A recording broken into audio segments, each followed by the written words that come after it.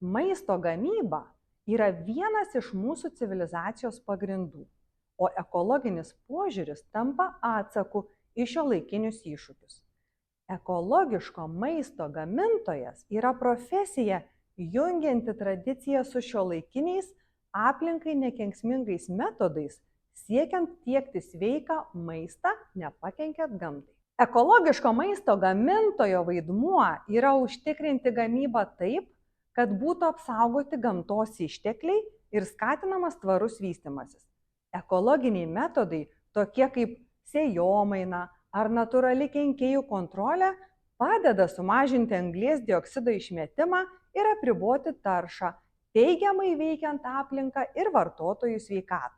Ekologiško maisto gamintojo profesija ne tik palaiko aplinkos apsaugą, bet ir užtikrina gerą uždarbį.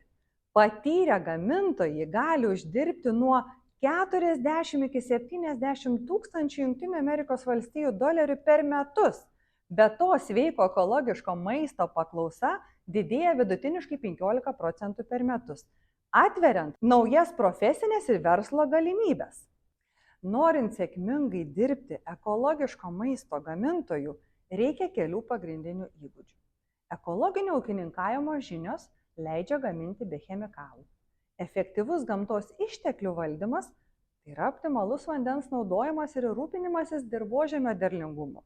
Šiuolaikinių žemės ūkio technologijų, tokių kaip permakultūra ar vandenį taupantis drėkinimas žinios, valdymo įgūdžiai, darbo organizavimas, sąnaudų kontrolė ir ekologiškų produktų rinkodara. Ekologiško maisto gamintojas yra profesija, jungianti gamtos apsaugą su realiu pelnu.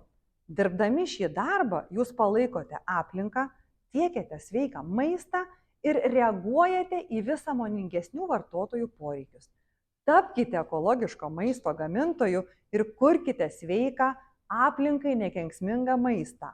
Pasirinkite darbą, kuris teikia naudą jums, visuomeniai ir gamtai.